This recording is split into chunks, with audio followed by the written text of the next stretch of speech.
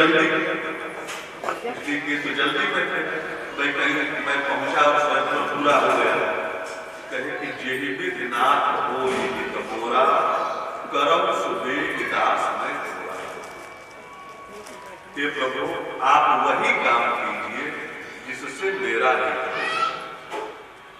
और भगवान कह भी रहे हैं, हे नारद जी, जो भक्त, और यहाँ भी अनन्यता की बात आ रही है। भगवान कह रहे हैं कि शून्य मूल्य तुम्हें कहूं सतरोसा अजयी जो मोहि तज सकल भरोसा। जो भक्त संसार के सब भरोसा को छोड़कर केवल मुझ पे आश्रित होकर जो मेरा भजन करता है, जो मेरा ही आश्रय लेता है, तो करम सदा तीर रखवारी जिन बालक राखी महतारी। मैं उस भक्त की वैसे रक्षा करता हूं जैसे गोदी के बच्चे की रक्षा मां करती है।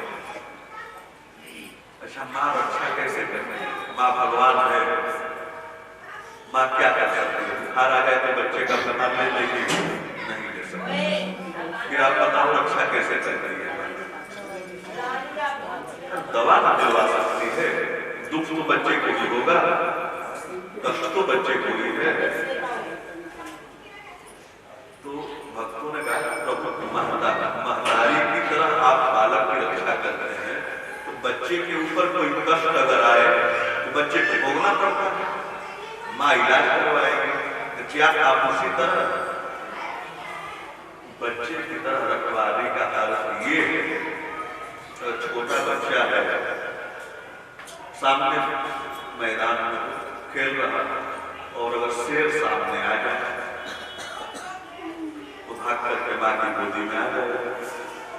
माँ की गोदी में बैठने के बाद बच्चे का भय समाप्त हो जाएगा। उसे यह विश्वास है कि मेरी माँ रक्षा करेगी, भले वो शेर माँ को ही खा जाए। माँ भले भयभीत होगी, माँ को भले डर होगा, लेकिन बच्चा अभय हो जाएगा। छोटा बच्चा माँ की गोदी में जब बैठ जाएगा तो सामने शेर से भी नहीं डरेगा, क्योंकि उसे विश्वास है कि मैं अपनी माँ की गोदी में। तो वैसे ही भक्त निश्चित हो जाता है कि मैं अपने भगवान की गोदी में हूँ, इसलिए संसार का सिंह व्याघ्र काल भी मेरा कुछ नहीं बिगाड़ा। तो कह रहे हैं कि उसी तरह मैं रखवाली करता हूँ, यानी जीव हमारे गोदी में आने के बाद निश्चिंत हो जाता है, फिर उसे संसार का भय नहीं रहता। नारद जी, मैं अपने भक्तों की वैसे रक्षा करता हूँ, लेकिन कैसे भक्तों की? जो भजई जो मोहित सकल भरोसा। और इसी बात को भगवान गीता में कह रहे हैं, सर्व सर्वान परित्यज्य। ठीक इसकी व्याख्या है ना जी? भगवान कह रहे हैं सकल भरोसा, और यहाँ कह रहे हैं कि सर्व सर्वान परित्यज्य, सबको छोड़कर जो मेरी शरण में है। तो इतना अनन्य होना पड़ेगा। और भगवान ने कहा, ठीक भाई, जब ये कहेंगे कि जीवित नाथ हो ये तो मोरा, मैं तो अपने भक्तों का हमेशा हित ही चाहता हूं।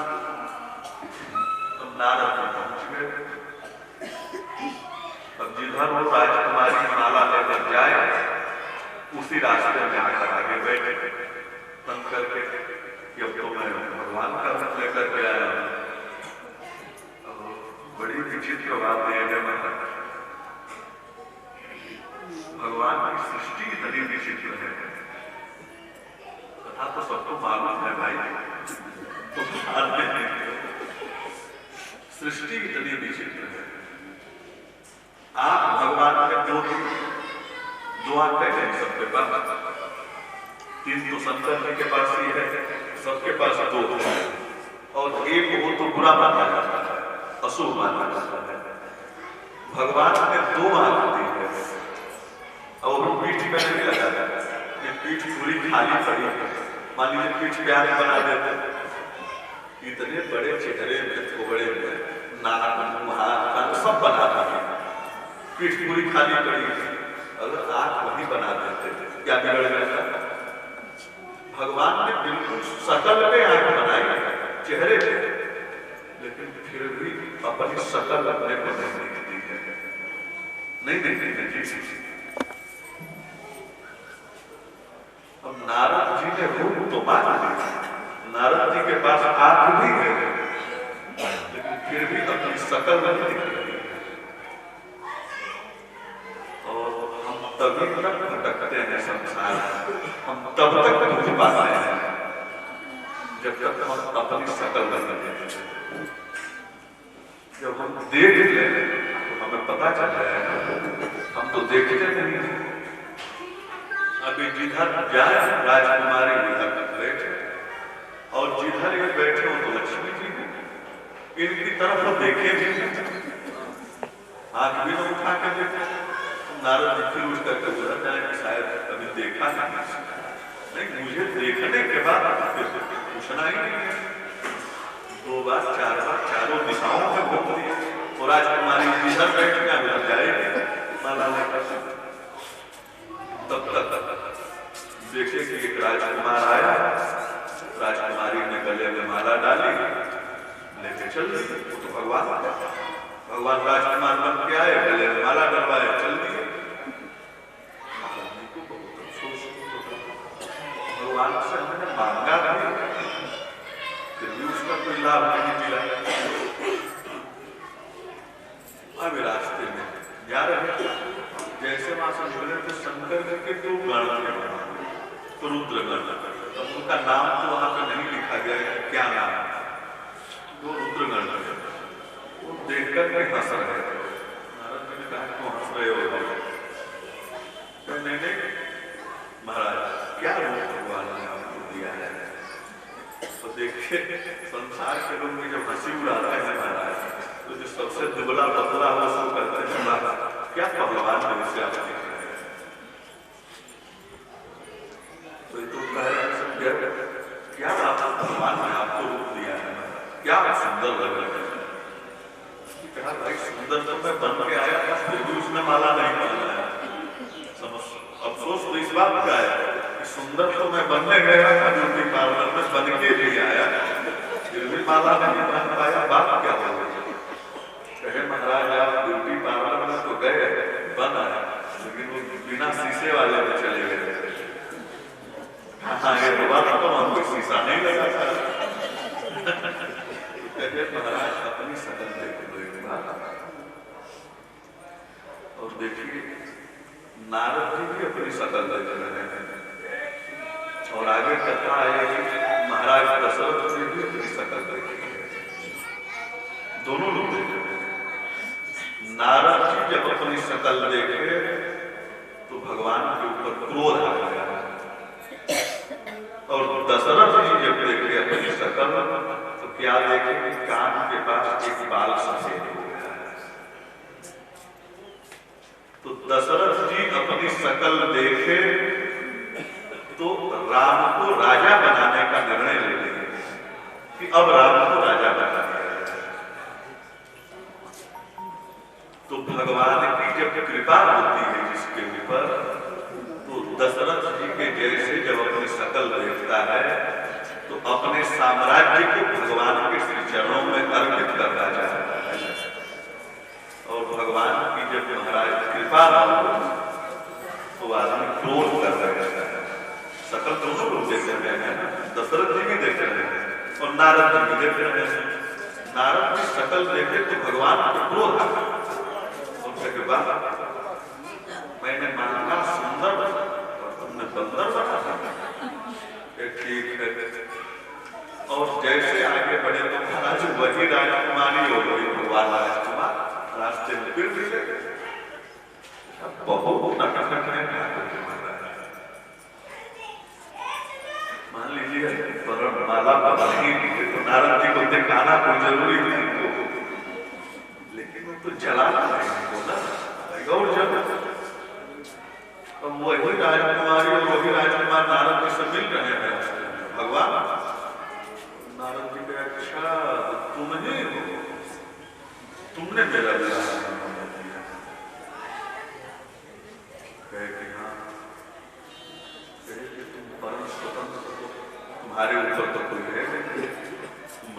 वेद पर जो परम स्वतंत्र होता है तो उसके मन में जो आता है वही करता है। तुम भी यही काम कर रहे हो, स्वतंत्र हो, कोई ऊपर है नहीं, जो मन में आ जाए बस वही कर रहे हो।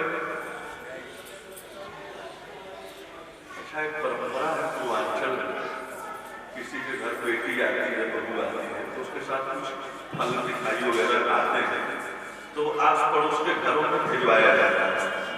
ऐसी परंपरा है, उसको बायना करते हैं पूर्वांचल में, बायना।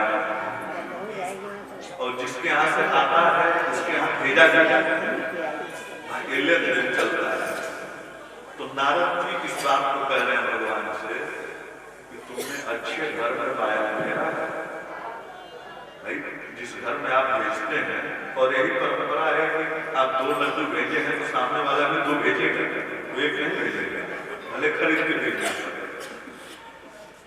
कहे कि बायन लौटाने की चीज होती है और तुमने भले, हालांकि इस चौपाई में आचार्यों का प्रश्न है कि गोस्वामी जी की रचना नहीं है, खैर जो भी हो, लेकिन मानस में है कि भले भवनय बायन दीदी पावन हुए भले तुमने बायन जो है अच्छे घर में भेजा है, तुरंत लौटेगा। कहे जो तुमने मुझे रूप दिया है बंदर और एक स्त्री के पीछे तड़पाए हो, तो मैं साफ दे रहा कि तुम भी एक दिन स्त्री के वियोग में रोओगे और कोई तुम्हारा सहायक नहीं होगा। यही बंदर जो तुमने बनाया है, यही बंदर और भालू से तुम्हारी सहायता है। और ऐसा साफ देकर और साफ जो दिए महाराज बहुत कुछ उलाना भी सुनाया। कहे कि तुम कितने बड़े पग हो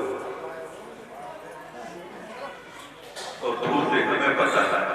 समुद्र मंथन करवाए देवता और दैत्यों से, दोनों को मिलाकर, और जब अमृत पिलाना हुआ तो मोहिनी बनकर आए और केवल देवताओं को पिलवा दिया। ये भी कर रहे हैं। कहीं कौस्तुभ मणि निकली तो खुद पहना दिया, लक्ष्मी निकली तो अपने गले में माला डलवा दिया, और जब शराब निकली तो दैत्यों को दिलवा दिया। तुम इतने बड़े छलिया तो पहले से पता है, लेकिन तुमसे मुझे भलाई की उम्मीद नहीं थी। आज भी लोग कहते हैं वैसे तो तुमसे कोई मुझे उम्मीद नहीं है, फिर भी तो स्वभाव आ गए कि चलो एक बार और कर रहे शायद काम कर। तुम इतने बड़े छलिया तो वो तो मुझे पता है। और एक बात हम करते हैं, समाज में भी इस बात का बहुत प्रचलन है, ऊंच निवास नीच कर पूछी देख सकई पराय विभूति। ऊंचे स्थान पे किसी को बिठा दिया है, लेकिन अगर उसका स्वभाव नीच का तो दूसरे की विभूति को, दूसरे के ऐश्वर्य को, दूसरे की बड़ाई को देखना नहीं चाहता, उसे हजम नहीं होता। तो नारद जी कह रहे हैं ऐसे ही तुम बैकुंठ में बैठे हो, सबसे ऊंचे बैठे हो, लेकिन तुम्हें भी दूसरे की विभूति, दूसरे का सुख तुम्हें हजम नहीं होता। तो जाओ श्राप देते हैं। जब श्राप दे लिए और भगवान से इस बात कहे कि मैं श्राप दे रहा हूं तो तुम हंस रहे हो, आपने श्राप नहीं दिया ना, आपने तो मुझे आशीर्वाद दिया। कहे आशीर्वाद? कहे हाँ, इसलिए आशीर्वाद दे दिए कि मेरे द्वारपाल जय और विजय एक महात्मा के हिसाब से राक्षस बन गए, वो रावण और कुंभकर्ण के रूप में पृथ्वी में है। तो उनका उद्धार मुझे करना है और मैं सोच रहा था कि कैसे जाऊं, कोई कारण होना चाहिए पृथ्वी पे जाने का, और आपने साफ देकर के हमारे ऊपर अनुग्रह कर दिया। आपका साफ कारण बन गया, इस कारण मैं पृथ्वी पे राम के रूप में अवतार हूं और मैं अपने भक्तों का उद्धार करूं। एक तो यह कारण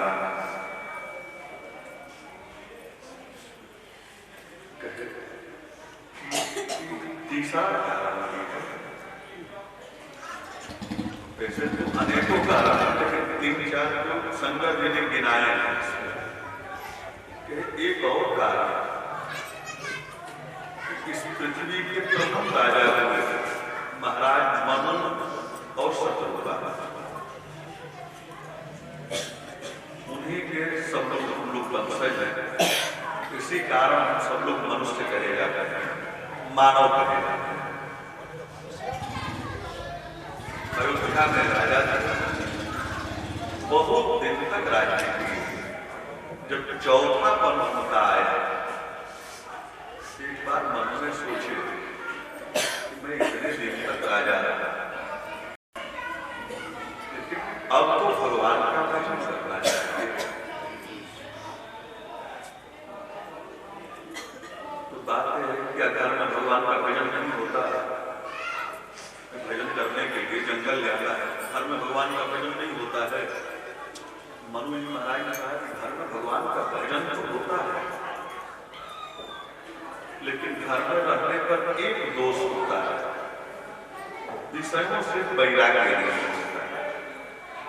क्योंकि विषय जब सामने रहेगा उससे वैराग्य नहीं होगा। अब गर्मी लग रही हो महाराज और एसी लगा है, बिजली भी है, तो आदमी कहेगा थोड़ा चला लो, अरे आधे घंटे के बाद बस कर देना। लेकिन जहां पे है ही नहीं, अब जंगल में आप चले जाए, वहां साधन है ही नहीं, तो स्वाभाविक विरक्ति हो जाएगी। भाई ये चीज तो है ही नहीं, उसके विषय में क्या सोचना है। कहे मैं राजा चक्रवर्ती, महल में रहते हुए विषयों से वैराग्य नहीं होगा, इसलिए राज्य छोड़कर के जंगल में जाना चाहिए। परिवार छोड़ता थोड़ी है किसी को। वहां पे गोस्वामी जी कह रहे हैं कि बरबस राज सुतगी निपदिया, प्रेम से नहीं उनके पुत्र राजा बने। महाराज मनु ने जबरदस्ती राजा बना दिया। बरबस राज सुतगी निपदिया और नारी समेत पत्नी अपनी शत्रुपा के साथ जंगल की ओर चल रही है। और आजकल जिसको नैमिषारण्य बोलते हैं, उसी नैमिषारण्य में पहुंचे और 12 अक्षर मंत्र का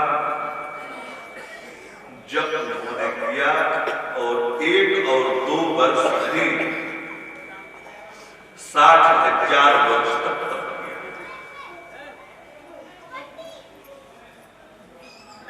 60,000 वर्ष तक जब तप किया तो भगवान श्रीमन नारायण के सामने आए और बार बार कहे कि मान लो मैं सामने खड़ा। तब इनकी समाधि खुली, भगवान सामने आए। भगवान ने कहा आप इतने कठिन तप, घोर तप किए, किस लिए किए? प्रभु आपके लिए। मैं तो प्रकट हो गया, आपके दर्शन भी हो गए। कहे मैं जब मिलता हूं जीव को तो मेरा मिलना खाली नहीं रहता, मैं कुछ देता हूं, मेरा स्वभाव है। जैसे कोई पिता बहुत दिन से घर से बाहर गया, जो घर लौट के आता है अपने ही घर आता है, तो कुछ फल मिठाई बच्चों के लिए लाता है, भाई बहुत दिन प्यार आए हैं। वैसे मैं जगत का पिता हूं, तो जीव मुझसे बहुत दिन दूर जब रहता है और फिर जब मुझसे मिलता है तो मैं एक पिता के कर्तव्य का निर्वाह करता हूं, उसको कुछ देता ही। कहे कि महाराज अगर आप देना ही चाहते हैं और नियम ही है आपका कि आप देते ही हैं, कहे कि मांग में, हाँ बिल्कुल जो मांगूंगा वही मिलेगा। कहना तो उन्होंने पहले कई बातें रखी, जो स्वरूप बस शिव बनवाना,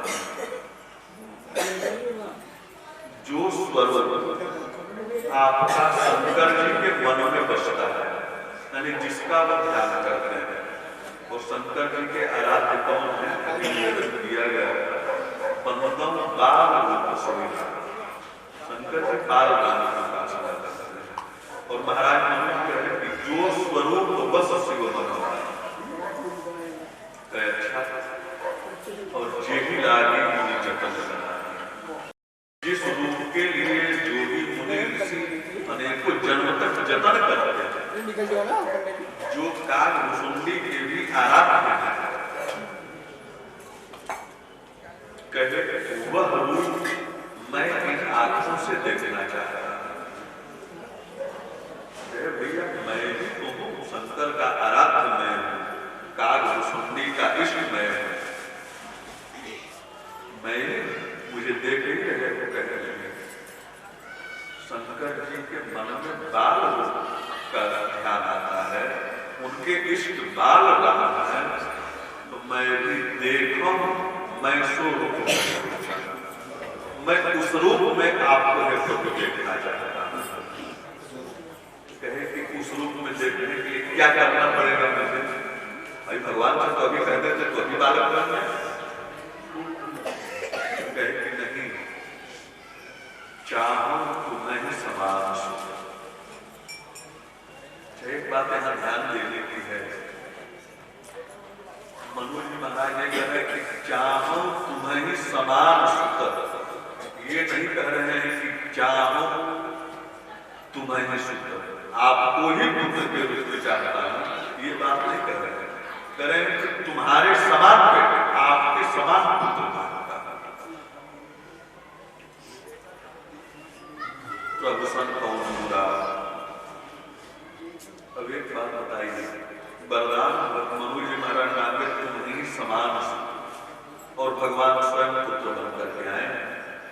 जब भगवान से कह रहे हैं कि तुम्हें ही समान सुख, तो भगवान अपने समान किसी और को भेज सकते थे कि नहीं? भेज सकते थे, क्यों नहीं भेजे? भगवान ही आए बेटा बनकर के। हमारे आचार्य लोग कहते हैं कि भगवान दुनिया का सब कार्य कर सकते हैं। सूर्य को चंद्रमा की तरह शीतल बना सकते हैं, चंद्रमा में सूर्य की तरह गर्मी ला सकते हैं, समुद्र के खारे पानी को अमृत बना सकते हैं, अमृत को खारा बना सकते हैं, ब्रह्मा को चींटी बना सकते हैं, एक चींटी को ब्रह्मा के पद में बिठा सकते हैं। इतने बड़े सामर्थ्यवान हैं, लेकिन वह परमात्मा भी दूसरा परमात्मा नहीं बना सकता। भगवान भी दूसरा भगवान नहीं बना सकते। नहीं, अगर दूसरा बना सकते थे तो दूसरे को भेज देते। इसलिए भगवान एक होते हैं, वो दो भी नहीं होते, और भगवान भी दूसरा भगवान नहीं बना सकते। इसलिए जान लीजिए कि भगवान के बाद जितने दिख रहे हैं सब नकली हैं, कोई असली भगवान नहीं है। भगवान भी दूसरा भगवान नहीं बनाता। मनु जी महाराज ने वरदान मांगा और कहे प्रभु जब आप पुत्र बन करके आओ तो मुझे ज्ञानी मत बनाना। कहे जब मैं ज्ञानी रहूंगा बार बार मुझे बोध रहेगा कि आप भगवान, आप ईश्वर हो। तो जब ये बोध रहेगा तो वह वात्सल्य, वह प्रेम आपके प्रति हमारा नहीं होगा जो एक भक्त का भगवान के प्रति होता है, एक पिता का पुत्र के प्रति होता है। भाई जहां पे हमें पता चल जाए कि ये भगवान है तो हम मर्यादा आ जाती है ना। अब मैया यशोदा भगवान श्री कृष्ण का कान पकड़ रही है और छड़ी दिखा के कह रही है कि तुमने मिट्टी खाई है। अगर मैया को पता चल रहे कि ये श्री कृष्ण नारायण है तो भला कान पकड़ने की हिम्मत होती थी? नहीं होती।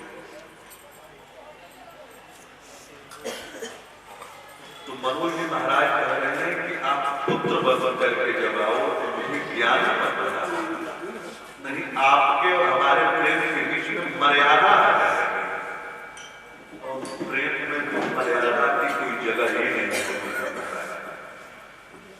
जहां प्रीति तहाँ नीति नहीं, जहां नीति नहीं प्रीति। जहां प्रीति होती है, प्रेम होता है, वहां कोई नियम कानून नहीं होता, और जहां नियम है नीति फिर वहां प्रेम की भाषा नहीं होती, वहां शास्त्र की भाषा होगी, क्योंकि मर्यादा होगी, और प्रेम मर्यादा में नहीं, प्रेम तो स्वतंत्र। तो कहे कि तब कहे कि सुत विषय की तब बदलती हो, आपके चरणों में मेरा जो प्रेम हो वह एक पिता की तरह हो, जो एक पिता का अपने पुत्र में होता है। कहे महाराज आप चक्रवर्ती राजा बनेंगे और मुझ में ऐसा प्रेम आपका होगा, दुनिया मूर्ख कहेगी, कहे दुनिया भले मूर्ख कहे, पूरा संसार मुझे मूर्ख कहे, लेकिन मेरा प्रेम जो है शुद्ध विषय हो, बेटे की तरह आपका प्रेम हो, ब्रह्म की तरह प्रेम न हो। और आप चर्चा आएगी अगर सुनेंगे, वनवास के समय महाराज दशरथ को ब्रह्म की तरह प्रेम नहीं है, बेटे वाला प्रेम है, पुत्र का प्रेम है। हाँ, मां कौशल्या शत्रुपा ने कहा, भगवान ने कहा तुम क्या चाहती हो? शत्रुपा ने कहा कि मेरे पति ने जो मांगा है सब उचित है प्रभु, लेकिन मेरा ज्ञान नष्ट न हो। तो मां कौशल्या ने ज्ञान मांग लिया है, लेकिन दशरथ जी ने कहा कि मुझे ज्ञान नहीं चाहिए। तो मां कौशल्या को बार बार भगवान आभास कराए हैं कि मैं ब्रह्म हूं। जैसे कृष्ण जी की लीला है, वैसे मां कौशल्या ने भी राम का दो रूप देखा है। यहाँ वहां कोई बालक देखा, मति ब्रह्म मोर ज्ञान विशेखा, ये बात आएगी। तो दो देखी तो कही कि मेरा पति ब्रह्म हो गया है, बुढ़ापे की बात है, कि कोई विशेषता है कि राम दो जगह दिख रहा है। तो उनको भगवान ने ब्रह्म होने का प्रमाण दिया है, कई बार दिखाया है कि मैं ब्रह्म हूं, लेकिन महाराज दशरथ के सामने प्रभु श्री राम ने कोई किसी भी ब्रह्मत्व का उद्घाटन नहीं किया है, अपने ब्रह्मत्व का संगोपन करके रखा है। और अंत समय तक दशरथ जी को एक ज्ञानी की तरह नहीं रहने दिए। दशरथ जी महाराज एक अज्ञानी पुरुष की तरह शरीर छोड़ेंगे जब प्रभु श्री राम वन में जाएंगे। तो कहने का अर्थ ये है कि प्रेम जो है भाई, जैसे तुलसीदास जी से भगवान ने कहा मान लो क्या चाहते हैं, तो महाराज आपके चरणों में मैं प्रेम चाहता हूं, प्रेम हो जाए। कैसा प्रेम चाहते हैं? कहे महाराज हनुमान जी जैसा प्रेम, मुझे पता है हनुमान जी कितना प्रेम करते हैं, मैं हनुमान को हूं नहीं। कहे शंकर जी की कहे वो भी मुझे क्या पता कि शंकर जी कितना प्रेम आपसे करते हैं, कैसा प्रेम होता है। कहे फिर नारद की तरह और लोगों की तरह, कहे महाराज मैं भक्त हूं ही नहीं कि मुझे पता है, कहे कैसा प्रेम। तो स्वामी जी इस बात को बता रहे हैं कि प्रभु ऐसा प्रेम आपके चरणों में मेरा हो, कैसा, ये दोहा सबको याद होगा, कामी नारी प्यारी करे, मैं संसारी हूं ना, मैं संसार का जीव हूं, मुझे पता ये तो है कि एक कामी पुरुष को स्त्री की तरह प्रिय होती है, ये तो मैं जानता हूं। एक लोभी व्यक्ति को धन कितना प्रिय है यह भी मुझे पता है, इसलिए कि संसार का।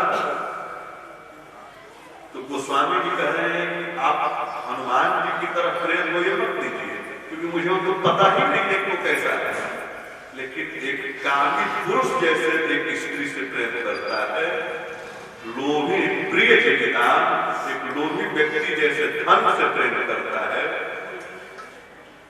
तो इसमें भी ध्यान देने की बात कहेगी कामी हितारी प्यारी जीवी, तो भगवान कहते हो कर दो, नहीं, कामी व्यक्ति में एक दोष होता है, कहे उसे नारी प्रिय तो लगती है, लेकिन इच्छा पूर्ति के बाद वो फिर बदलना चाहता है, उसकी इच्छा दूसरे पे जा सकती है। तब लोभी प्रिय जीविता, जैसे लोभी व्यक्ति को धन प्रिय होता है, इस पे एवं वस्तु बोल, हाँ इस पे बोल दी, क्यों? कि लोभी व्यक्ति में एक गुण है, कामी में एक दोष है, वह पहली पत्नी को छोड़ेगा दूसरे की इच्छा जाएगा। लेकिन लोभी व्यक्ति में गुण है, उसके पास 100 रुपया अगर है और 2000 का नोट उसे मिल जाए तो 100 रुपये को फेंकता नहीं बनता, तो 100 रुपया भी उसी 2000 के साथ रख लेता है। तो कहे ऐसा प्रेम, ये न कुछ मिल जाए बड़ा चीज को छोटे को ना, वो चवन्नी भी हम संभाल के रखें, लेकिन 2000 का नोट भी संभाल के रखें। लोभी प्रिय जीविका तिक रघुनाथ निरंतर प्रिय लागा मेरा। कहने का आशय है कि हम ब्रह्मा कितना प्रेम करते हैं भगवान से, हम आप क्या जानते हैं, हमें क्या पता है। वैसे ही महाराज मनु कह रहे हैं कि मैं एक राजा हूं, अभी राज्य छोड़ करके आया, पुत्र को राजा बना कर आया। प्रभु मुझे यह तो पता है कि एक पिता अपने पुत्र से कितना प्रेम करता है, या पुत्र में कितनी आसक्ति होती है, भगवान में कितनी आसक्ति होती है कि भक्त बता सकता है। लेकिन हम संसारी हैं, कहे कि मैंने जो आसक्ति संसार में भी देखी है, अगर वही पुत्र वाली आसक्ति आप पुत्र बन के आओ और अगर हो जाए तो फिर दुनिया का नाम अमर हो जाएगा महाराज। और महाराज जो जगत का पिता है, जो पूरे संसार का बाप है, उसने भी दशरथ जी को अपना बाप बना लिया। इतना बड़ा सौभाग्य है। जो नित्य अजन्मा है, जिसका कभी जन्म नहीं होता, जन्म अगर उसका होता तो जीव कहा जाता था, जिसका कभी जन्म नहीं होता, वो अभी महाराज दशरथ के घर जन्म लेता है। जो निर्गुण निराकार है, वह सब गुणों को अपने शरीर में धारण करके एक आकार को निश्चित करके और राम के रूप में प्रकट होता है। शंकर जी ने कहा पार्वती एक यह है कि भगवान मनु और शत्रुपा के लिए श्री अवध में श्री राम में अवतार कितने कारण कहे, इतने तो कारण हैं, लेकिन एक परम विचित्र कारण और भी है, इस मानस में उसकी चर्चा है। अच्छा, वह कौन सा कारण है? कैकय नाम का देश, कैकय देश, वहां के एक राजा थे सत्यकेतु। सत्यकेतु राजा के 2 पुत्र थे, भानु प्रताप और अरिमर्दन। जो लोग मानस पढ़ते हैं चर्चा है। भानु प्रताप और अरिमर्दन नाम के 2 पुत्र हुए, और वो इतने बलवान हुए कि पूरी पृथ्वी के सब राजाओं को हरा करके और सबका राज्य जीत लिया, और पूरी पृथ्वी पे एक छत्र राज्य भानु प्रताप का हो गया। और भानु प्रताप और अरिमर्दन धर्मशील राजा, प्रजा पालक थे, वो ब्राह्मण संत सेवी थे। ये नहीं कि नास्तिक राजा थे, बहुत धर्मात्मा राजा। एक बार महाराज भानु प्रताप शिकार करने के लिए निकले थे और कल निवेदन किया जा चुका था। शिकार करने का ये नहीं था मांस खाना। शिकार उसी पशु का किया जाता था जो पशु हिंसक हो जाता था अथवा जिसे कोई भयंकर बीमारी लग जाती थी, जिस बीमारी को संक्रामक होने की जंगल में फैले या शहर तक ये संभावना होती थी, तो राजा का यह कर्तव्य होता था कि उस पशु को मारे ताकि यह बीमारी अथवा वो हिंसक है तो कहीं किसी का नुकसान न पहुंचे।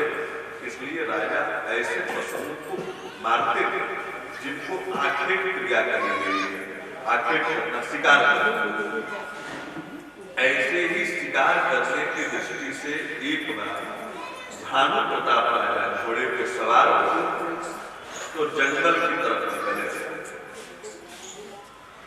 अब इन्होंने जितने राजाओं को हराया उनमें एक राजा था जो कि मायावी राक्षस बनता था। जैसे लंका में चर्चा है कि सब मायावी थे, कभी अदृश्य हो जाते थे, अरे जब विभीषण बन के आ जाते थे, बंदर बन के आ जाते थे, सब राम की सेना कितने मायावी रूप बदलते थे। एक मायावी राजा था जो वाराह का रूप बना था। वाराह यानी सुअर बनकर के राजा के सामने आ गए और राजा उसे देखे तो कहे इसी को मारना चाहिए, और राजा अपना घोड़ा उस सुअर के पीछे लगा दिया। और उस सुअर तो मायावी था, कभी दिखता था कभी छुप जाता था। अब उसके पीछे चलते चलते चलते चलते महाराज भानु प्रताप रास्ता भटक गए और बहुत दूर जंगल में दूसरे राज्य में चले गए। और संकेत भी है हमें अपने कर्तव्य का पालन तो करना चाहिए। महाराज भानु प्रताप शिकार करने चले हैं, यह तो ठीक है, राजा का धर्म, राजा का कर्तव्य है। लेकिन एक कर्तव्य के पीछे हम अपनी सीमाओं का उल्लंघन न करें। महाराज भानु प्रताप एक सुकर के पीछे अपने राज्य की सीमा का उल्लंघन कर गए और परिणाम ये हुआ कि भटक गए। और हम लोग भी एक ही क्रिया के पीछे, एक उद्देश्य के पीछे अनेकों उद्देश्य को भूल जाते हैं, पीछे छोड़ देते हैं और उसी का पीछा करते करते करते करते हम भटक जाते हैं। और वो सबसे बड़ा लक्ष्य हो गया है रुपया। महाराज अपने धाम के पीछे, काम के पीछे चलते चलते सर्वोपरि लक्ष्य हमारे ठाकुर श्री राम श्री कृष्ण है, इनका रास्ता भूल जाते हैं और इस संसार में भटक खो जाते हैं। और आज महाराज भानु प्रताप भी रास्ता भूल गए और घोर जंगल में चले गए।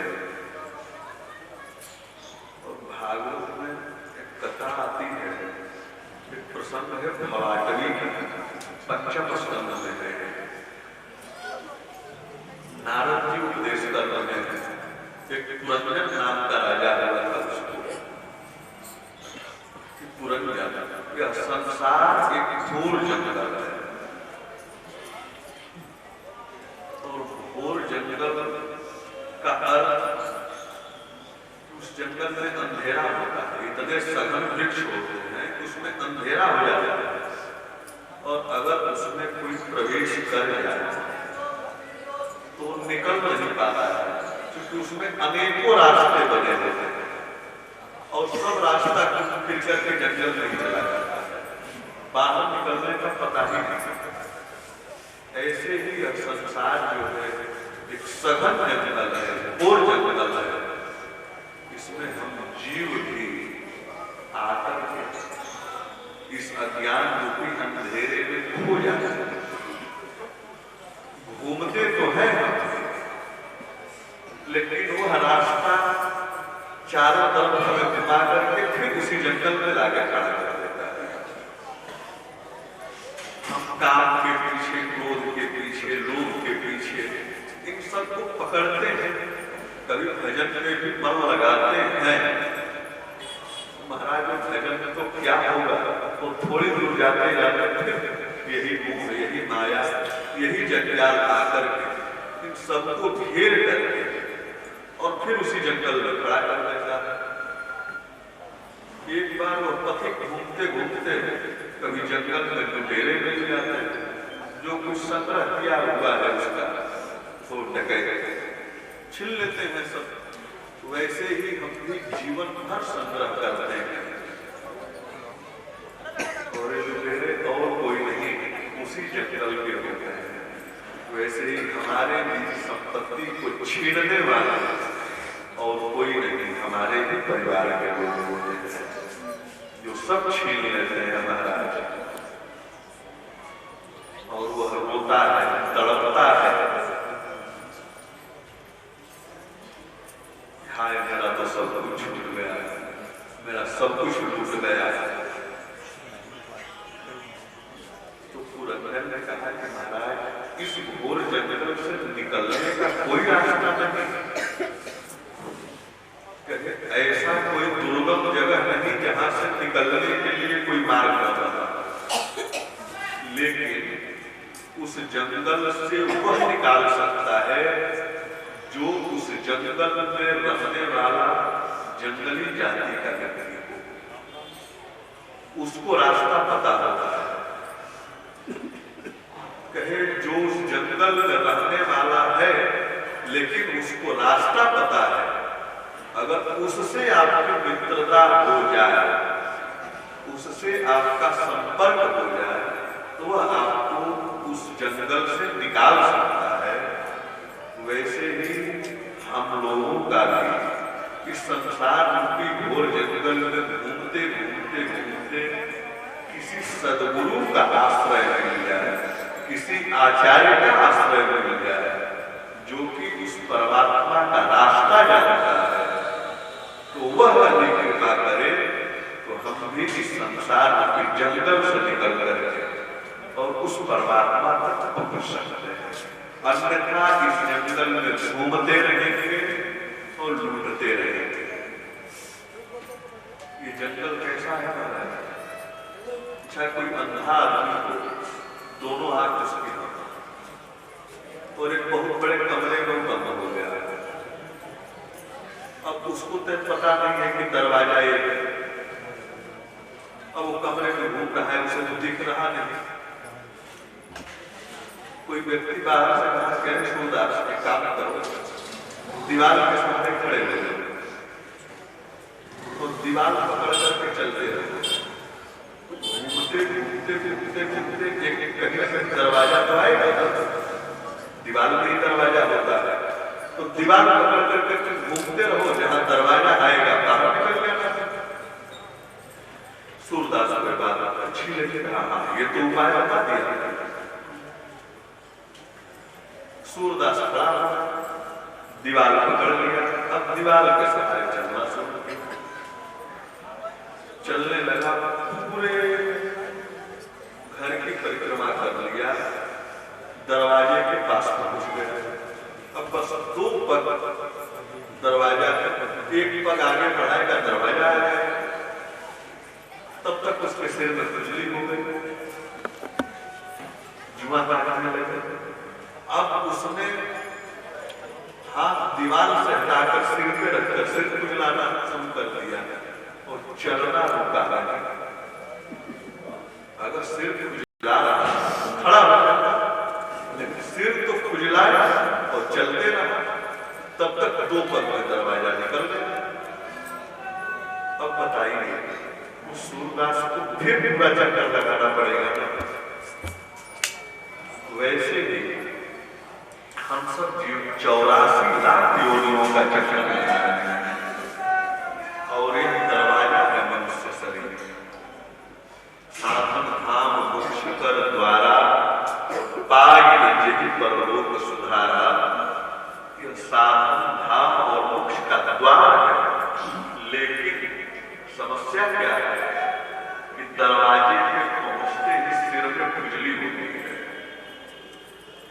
और महाराज यह शरीर मिलने के बाद विषयों की सबसे ज्यादा खुजली मनुष्य शरीर में होती है।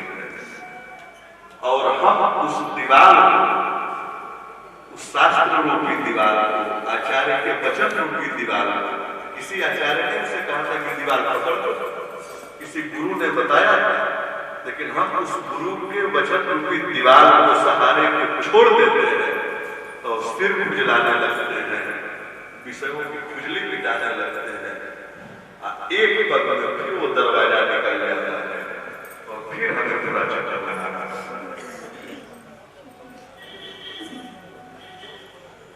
तो ऐसे ही भानु प्रताप राजा जंगल में भटक गए और भटक करके दूर चले गए तो भूख और प्यास से व्याकुल एक कुटिया दिखाई दी, झोपड़ी। वहां पहुंचे, बैठ देखे तो एक महात्मा वहां भजन कर रहे थे। सरोवर था वहां वृक्ष में उन्होंने अपना घोड़ा बांध दिया। सरोवर में गए, जल पिए, प्यास बुझाया, आकर के वृक्ष के पास लेटे विश्राम, थोड़ी थकान होती। जब आंख खुली तो भूख और प्यास तो मिट गए, लेकिन रास्ता भूल गए। सब रास्ता ही पता नहीं किधर जाना है।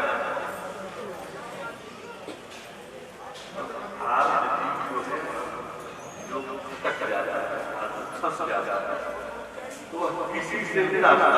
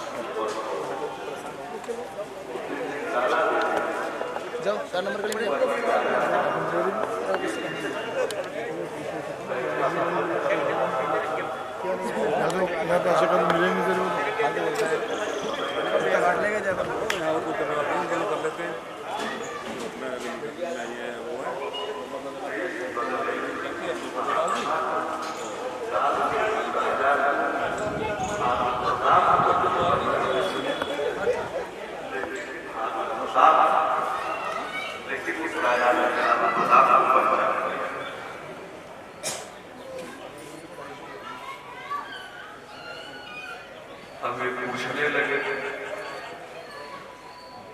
बताए कि मैं ऐसे ऐसे रास्ता भटक गया हूँ, यहाँ तक आ गया हूँ। कोई बात नहीं, आप भटक गए हैं तो आप यहाँ विश्राम करें। सुबह जो है मैं आपको बिल्कुल ऐसा रास्ता बताऊंगा, बहुत कम समय में तुरंत आप बाहर निकल जाओगे अपने राज्य में। ठीक है। रात्रि को जब विश्राम करने लगे तो चर्चा चर्चा होने लगी। चर्चा होने लगी तो एक स्वभाव है, चक्रवर्ती सम्राट उस समय है भानु, पूरी पृथ्वी के राजा है।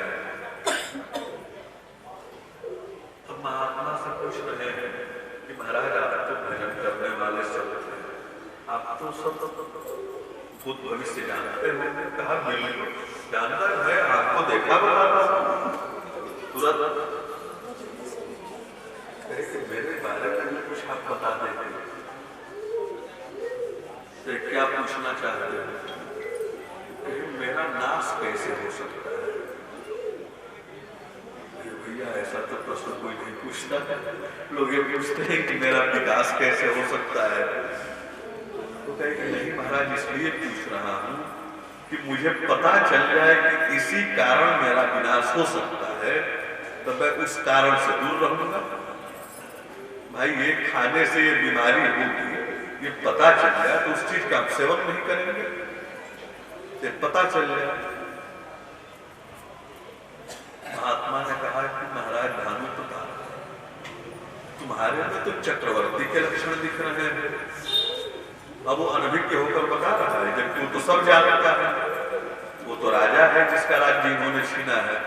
कहे सब लक्षण तुम्हारे अंदर चक्रवर्ती के हैं और तुम्हें कोई बल से जीत नहीं सकता। ये भी बात था कि बल पूर्वक इन्होंने पूरे राजाओं को हराया, कोई सामने था ही नहीं जो जीते। कहे कि बस एक चीज से सावधान रहना, ब्राह्मणों का कभी निरादर न होने देना। तुम्हारे वंश का नाश ब्राह्मण के अपमान से ही संभव है, अन्यथा कोई देवता भी तुम्हें हरा नहीं सकता। महाराज मैं क्यों अपमान करूंगा, मैं तो क्षत्रिय हूँ, मैं राजा हूँ। ब्राह्मणों का सेवा करना, ब्राह्मणों का सम्मान करना है तो हमारा धर्म है।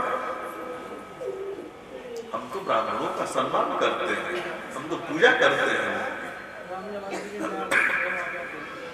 तो कहे कि फिर भी जानते हो ब्राह्मण बहुत क्रोधी आते हैं, थोड़ा सा भी कुछ हो तो बात उल्टी हो जाती है।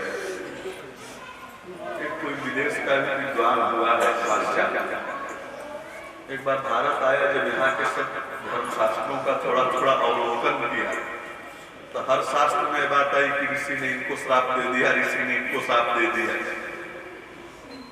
कहा कि भाई भारत के धर्म को हमने पढ़ा, एक बात हमें उसमें विचित्र लगी, वहां की जो सबसे ऊंची जाति है, जो पूज्य कहे जाते हैं ब्राह्मण,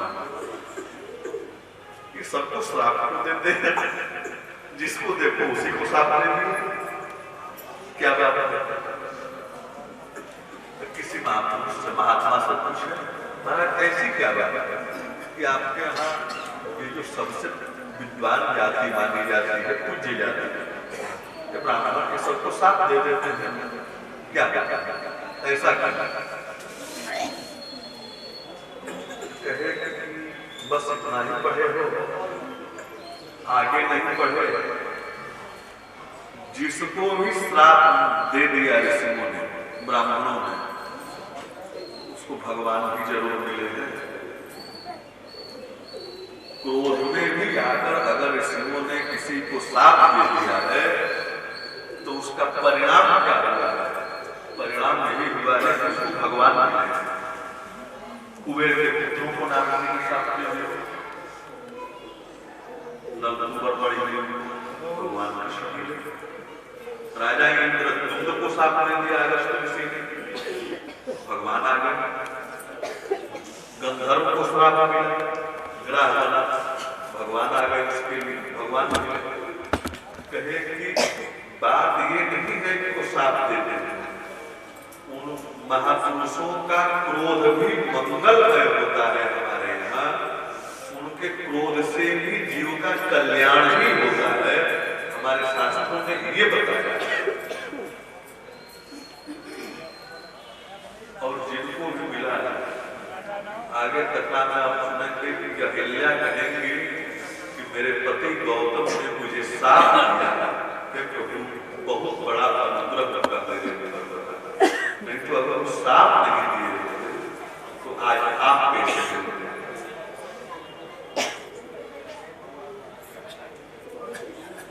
तो काल केतु कहा कि ब्राह्मणों से केवल तुम्हारा बस कोई उपाय किया जा सकता है। एक उपाय है, तुम अपने यहाँ मुझे ले चलो, मैं चलूंगा। मैं अपने हाथ से अगर रसोई बना दूं और वह रसोई तुम ब्राह्मणों को खिला दो प्रसाद सम्मान पूर्वक, तो जो जो व्यक्ति वह प्रसाद खाएगा वो तुम्हारे बस में हो जाएगा, और तुम्हारे जब बस में हो जाएगा तो साथ देगा। अब यही महाराज भानु प्रताप के विनाश का कारण होगा। हम किसी भी चीज को अपने अधीन करना चाहते हैं। सब कोई कहे कि महाराज सूर्य से प्रकाश होता है पूरे जगत का, और कोई राजा हो जाए वैज्ञानिक कहे कि ऐसा कोई उपाय किया जाए कि सूर्य को ही अपने बस में कर लिया जाए, और जहां हम चाहे वहीं पे इनका प्रकाश जाए, बाकी जगह न जाए। ये तो निजी स्वार्थ हो गए। वैसे ही महाराज भानु प्रताप धर्मशील राजा है, धार्मिक राजा है, लेकिन उनके मन में ये विचार आ गया कि ब्राह्मणों को अपने बस में कर लिया जाए, जिससे कि मैं जैसे चाहूं वैसे ही करूं। और हम सबको अधीन तो अपने करना चाहते हैं, लेकिन हम किसी के अधीन नहीं होना चाहते। और स्वतंत्र कोई भी होगा तो मर्यादा से बाहर जाता है। जैसे कल शायद निवेदन किया गया कि गंगा जी गंगोत्री से निकलती है, उनकी धारा परम पवित्र धारा है, लेकिन वह मर्यादा के दो तटवर्गों के बीच में होकर बढ़ती है। दोनों तरफ दो तट, अगर तट से बाहर निकल जाए गंगा जी हरिद्वार से आगे जाकर कहीं, तो फैल जाएंगे, बहुत दूर में झील की तरह हो जाएंगे, लेकिन गति रुक जाएगी, आगे तक नहीं जा सकते, सागर तक नहीं पहुंच सकते। सागर तक इसलिए पहुंचती है कि दो तटबंधों के बीच में होकर के बढ़ती है। वैसे ही हम किसी के अधीन होकर के, हम मर्यादा के अंतर्गत होकर के चलेंगे तब सागर तक पहुंचेंगे। तो हम दूसरे को तो मर्यादा में रखना चाहते हैं, हम दूसरे को अपने अधीन करना चाहते हैं, लेकिन हम स्वतंत्र रहना चाहते हैं। अब महाराज भानु प्रताप की सबसे बड़ी भूल यही कि ब्राह्मणों को अपने बस में कर लिया जाए और मैं जैसे चाहूं वैसे चले। अब उसके लिए उन्होंने कहा ठीक, कहे कि सुनो, मैं ऐसे नहीं आऊंगा तुम्हारे राज्य में, मैं तुम्हारा जो पुरोहित है ना, पुरोहित आऊंगा, उसके बीच में मैं आऊंगा, ताकि मुझे कोई पहचाने ना। और जब मैं एकांत में आपके कान में ये वाली घटना सुनाऊंगा, बस समझ जाना कि मैं इसके बाद मैं अपने हाथ से रसोई बनाऊंगा और वहां पे कोई नहीं होगा, आपका कोई नहीं होगा। लेकिन आज तो राजा जो होनी है वो बिगड़ने वाली है, इसलिए कि राजा मोह के चक्कर में आ गए हैं कि राज्य तो सबका अधीन हो गया, ब्राह्मणों को भी अधीन कर दो, देवताओं को भी अधीन कर दो, और कहते बस तुम जाओ और 2-3 दिन बाद में आ जाओ। और राजा भानु प्रताप आंख बंद किए, और वो तो मायावी था, और महाराज अपनी माया से भानु प्रताप को घोड़ा सहित क्षण नहीं लगा इनके राज्य में पहुंचा दिया। अब यहाँ पे पहुंचे अब तो ये सब राज्य का भूल गए, बस बुद्धि में यही बात उस महात्मा ने हमें ये बात बताई। अरे प्रश्न हो सकता है कि भाई हम महात्मा की बात न माने तो क्या करें? दुनिया कहती है भाई महापुरुषों की बात माननी चाहिए, महात्मा की बात माने उससे जीव का कल्याण होता है। यहाँ एक महात्मा की भी बात मान करके भानु प्रताप का सर्वनाश होगा। क्या करें? नहीं, हमें बिल्कुल महापुरुषों की ही बात माननी चाहिए, लेकिन वह बात जो शास्त्र और वेद की मर्यादा की है, जो बात स्वतंत्र है, मनमोजी है, वह बात कल्याणकारी नहीं है, चाहे वो किसी की। सुखदेव जी कह रहे हैं परीक्षित से कि राजन वेदों प्रणहितो धर्म अधर्म तद विपर्यय। जिस धर्म की प्रामाणिकता वेद में, शास्त्र में, पुराण में है, जो वर्णित है, वही धर्म है, अन्यथा सब अधर्म है। हम जो बता रहे हैं, जो कह रहे हैं, हम जो उपदेश कर रहे हैं, हम जिसको धर्म मानते हैं, उसको शास्त्रों में धर्म कहा गया है कि नहीं, रामायण में है कि नहीं, भागवत में है कि नहीं, वेद में है कि नहीं। अगर शास्त्रों में नहीं है तो महापुरुष नहीं, स्वयं भगवान भी अगर कहें तो नहीं मानना चाहिए। और एक प्रमाण है कि बुद्ध के दर्शन को हमने नास्तिक माना है। बुद्ध जो है भगवान के अवतार है 1400, लेकिन बुद्ध दर्शन को हमारे यहाँ नास्तिक दर्शन माना गया। बुद्ध दर्शन को हम प्रमाण नहीं मानते। क्यों? क्योंकि उन्होंने वेद को नहीं माना। नास्तिक वो नहीं होता है जो भगवान को नहीं मानता। तो बहुत लोग हैं दुनिया में जो भगवान को नहीं मानते, तो नास्तिक नहीं कहे जाते हैं। लेकिन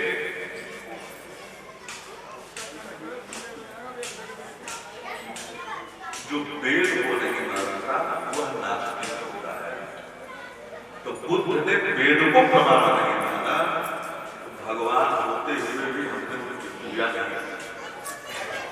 तो जो शास्त्र की परंपरा को नहीं मानता, वेद को नहीं मानता, ऐसा उपदेश कोई भी महापुरुष करे, उसका उपदेश हमारे लिए हानिकारक है, हमारे लिए उपपत्य नहीं है, कुपत्य है। इसलिए वेदों प्रणहितो धर्म या धर्म तद विपर्यय। महाराज भानु प्रताप ने महापुरुष की बात तो मानी, लेकिन किसी शास्त्र में ब्राह्मणों को पसंद कर लो, देवताओं को पसंद कर लो, ये सब बातें नहीं बताई गई। हाँ, भगवान को पसंद कर लो, ये बात लिखी गई। भगवान को कैसे अपना बनाया जाता है इसका वर्णन तो है, लेकिन किसी व्यक्ति विशेष के लिए नहीं है। और महाराज भानु प्रताप ने इस अशास्त्रीय बात को मान करके आगे रचना शुरू की, और परिणाम यह होगा इनका सर्वनाश।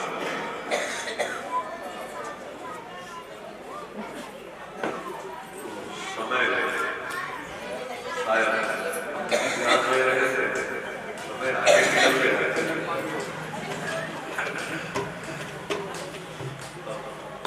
आज प्रभु श्री राम का अवतार भी होना है,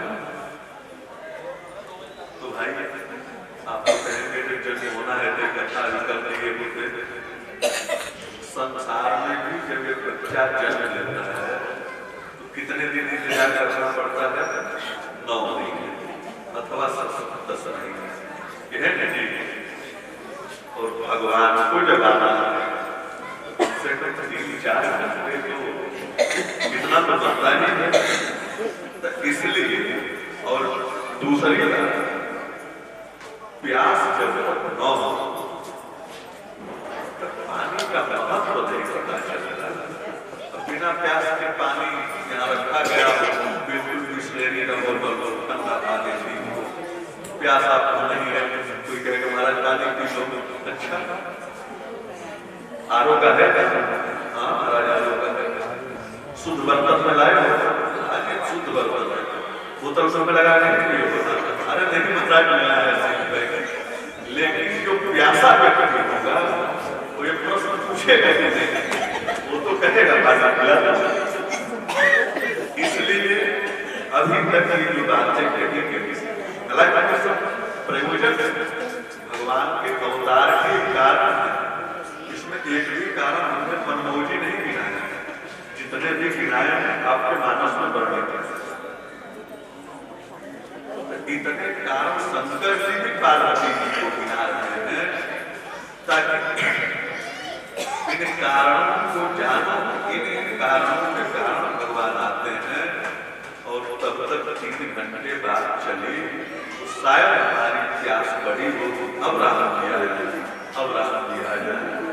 तो सायंकालीन सत्र 4:30 बजे से 4:30 बजे से जो सत्संग शुरू होगा, तो आज प्रभु श्री राम का, वैसे तो अयोध्या में अवतार है, लेकिन इस मंदिर के प्रांगण में हम प्रभु श्री राम का अवतार उत्सव, जन्म उत्सव बनाएंगे और राम जन्म की चर्चा।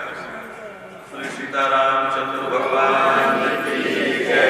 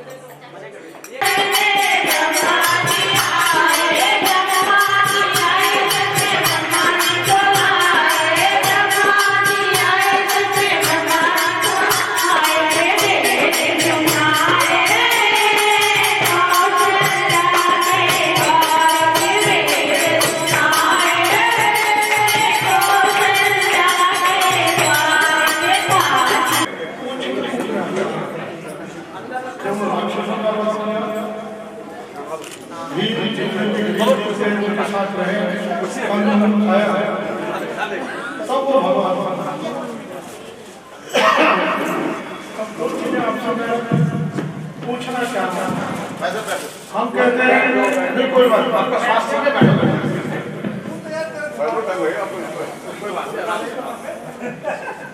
हम अक्सर कहते हैं कि भगवान कृष्ण 16 कला बोलते हैं और भगवान राम 3 कलाएं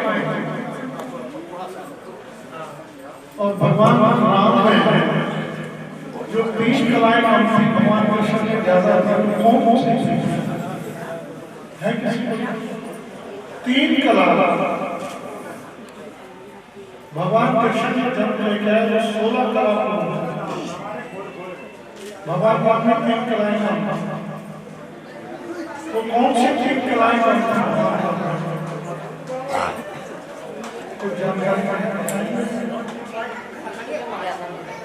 वो हम सब जानते हैं।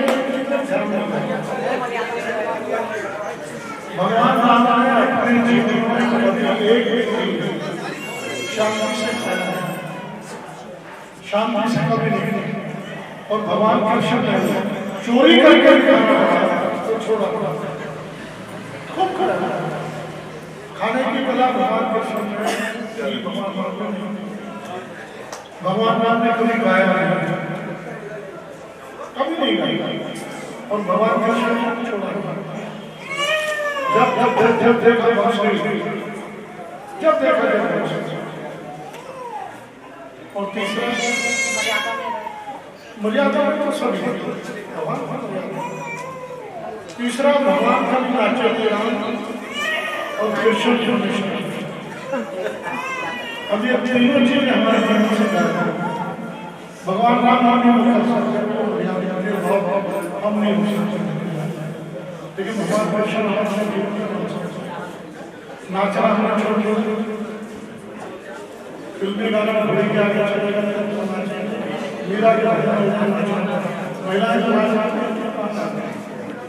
गाना हमारे जीवन से गायब है और भोजन की जगह होता है साथ तब हम भोजन कर रहे होते हैं माँ का चलेगा तो माँ का मिलेगा माँ का अपनी भूख लगा तो मिल गया हम जीवन में मैं कहता हूँ करता से राधा भाभी अपने अपने कृष्ण बना लीजिए कमरा बना करके लगाइए मेरा नाचिए भाग को नाचेंगे अभी अपने जीवन के कृष्ण के साथ नाचते भैया मैंने अपना कृष्ण बना कर लीजिए लगा लीजिए जीवन का आनंद वही भगवान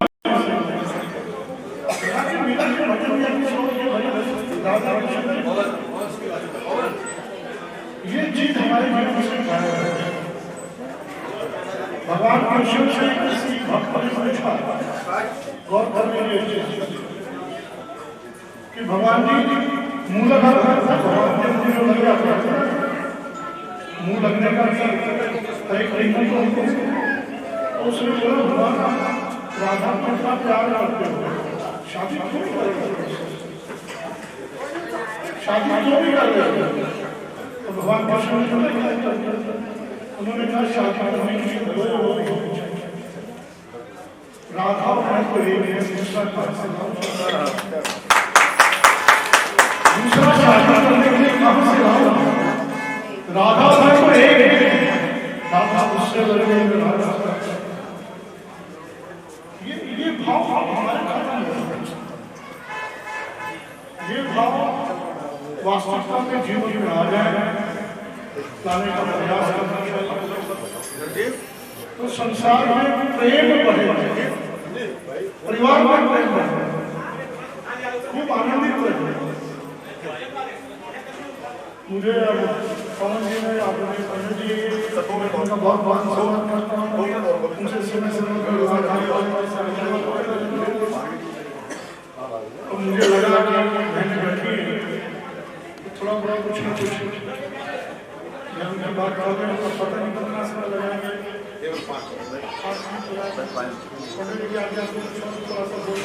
थोड़ा सा किसी विषय पर बोलो ना, आप खुल के बोलिए, ये आपका परिवार है, परिवार आपका अपने परिवार में बैठे हैं आप। सुनिए, हमें बात जानते हैं, सुनिए, बाकी सबसे बाद में जानते हैं। आप राम निवास गोयल जी हमारे परिवार के अंदर पहले जानते हैं, बाकी हम नहीं जानते आप कहाँ से। इसको ध्यान से समझने का प्रयास करें। अक्सर परिवारों में आज झगड़ा हो गया किसी बात को क्या ज्यादा हो जाता है, 2 दिन बातें में 2 दिन पति बोले जाने हैं, 2 दिन पत्नी बोले, पति का मुंह रहता है, पत्नी का मुंह रहता है।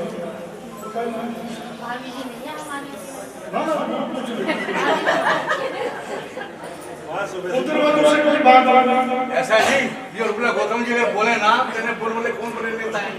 भाई साहब एक मौका और दे दो भैया, ये उंगली है लक्ष्मण जी की, गौतम जी की भी भाई साहब अभी आएगा। थोड़ा सा गहराई से समझिए। अक्सर हमें दोहा कहते हैं, रहीम का बाप रहीम धागा मत करो से जितना जुड़े जुड़े। अब रहीम जी की बोली पर मैंने कह सकता बहुत बड़े भगवान का, लेकिन मैं दूसरी बात उस पर विचार करूँ। बाप बाप बेटे से झगड़ा होगा, बोली बोले में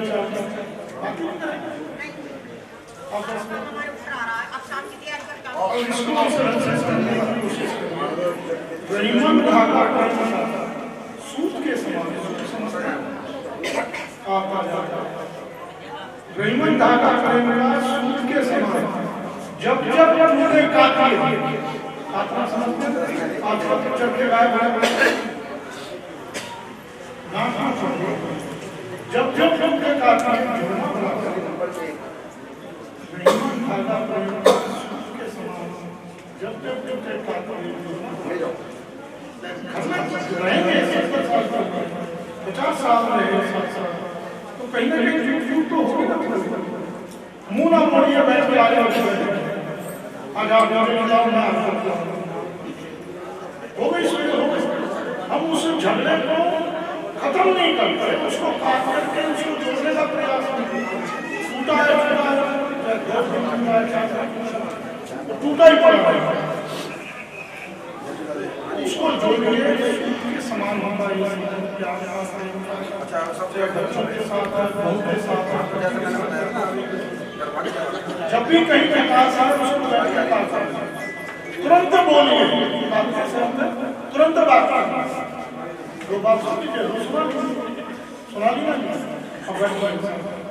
आपने ये संबंध हमारे खत्म हो गए, ये प्रेम के संबंध खत्म हो गए। और भगवान कृष्ण इसीलिए आया, राम राक्षस का वध करने आए। भगवान कृष्ण प्रेम का अवतार है, उस प्रेम के महत्व को समझाने उसका कितना आनंद हम ले सकते हैं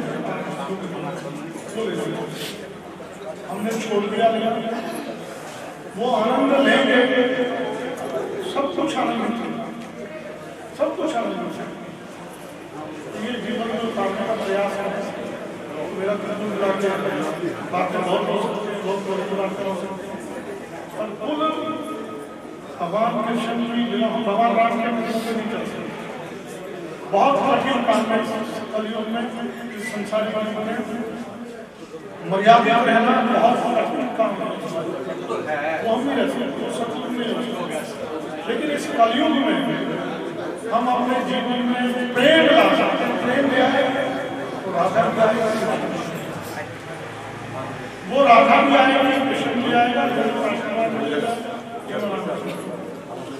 प्रेम हमारे अंदर से खत्म हो, बोले कृष्ण भगवान की जय, बोले राधा रानी की जय। बहुत बहुत शुभकामनाएं, दीर्घायु हो, शतायु हो, स्वस्थ रहे, व्यस्त रहे। राजू भैया सारे हाथ लगा लो। ऐसा और बोला जी, सबसे पहले आप ही हाथ लगा दो। हाँ जी, हाँ जी, सारे हाथ लगा दो, सुभाषी से सब आपकी तरफ से।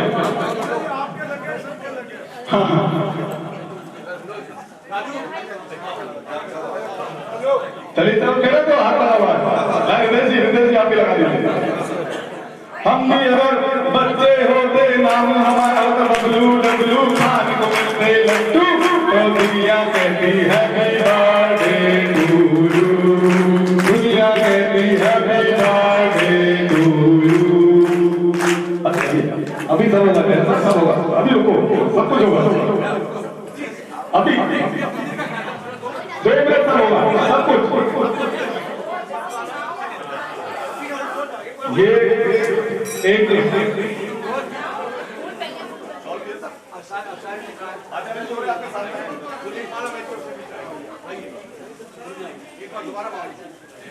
गुलाब गुलाब महकते रहो, ऐसी सुभाषित मंगल कामनाओं के साथ।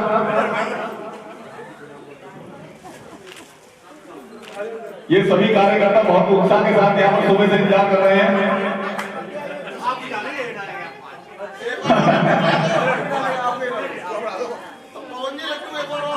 अभी कराते हैं, अभी कराते हैं।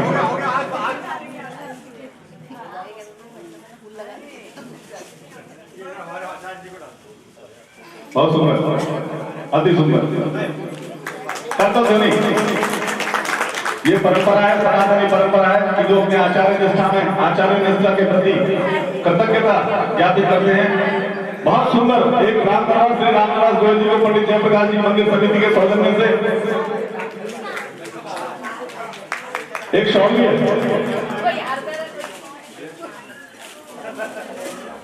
ये आपकी तरफ से भी, आपकी तरफ से फोटो खींच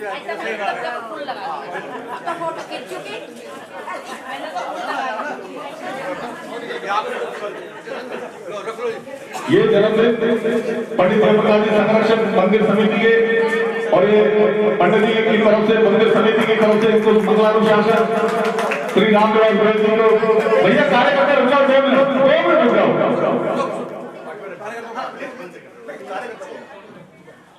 कार्यकर्ता 2 मिनट हो गए, 2 मिनट। हाँ, अभी हमारे पंडित जी की तरफ से एक सुभाषित पहले जिन्होंने आमंत्रण, उनके आमंत्रण को फिर हमारा आमंत्रण है।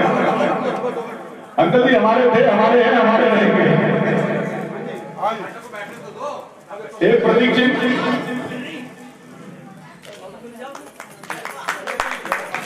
अब बैठेंगे अंकल जी और पंडित जी अपनी शुभकामनाएं प्रेषित करेंगे।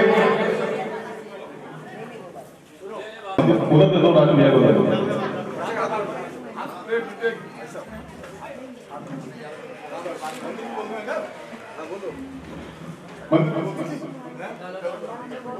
दो शब्द पंडित जी सुभाषित प्रदान करेंगे। हम सबको नहीं, 2 शब्द जरूर। देखिए, जिन्होंने प्रसाद ऊपर ले लिया है, अगर वो नीचे आ गए हैं और नहीं आए तो आगे हम बुला लो 5 मिनट के लिए। किसी और को भेजो, राजू सुनो, किसी को अपने ऊपर क्या जो प्रसाद लेना नहीं चाहिए। एक बार जोर से दोबारा बोलिए, जय श्री राम। सबसे पहले महादेव जी के चरणों में सर नमस्कार।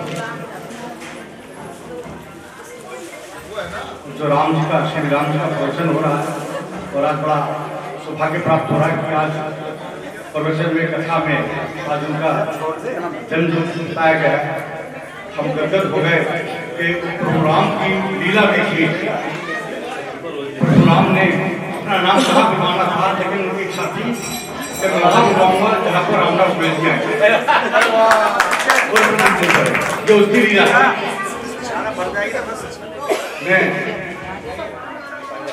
थोड़ा सा गिनती करूँगा, 2 मिनट बैठ जाए, बैठ जाए,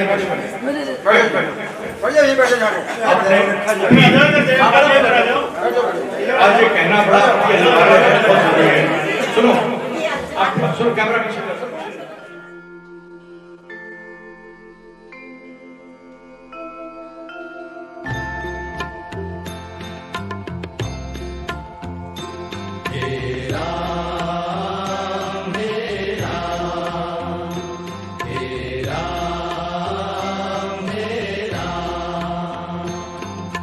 जग में साचो तेरो नाम, हे राम, हे राम, हे राम, हे राम।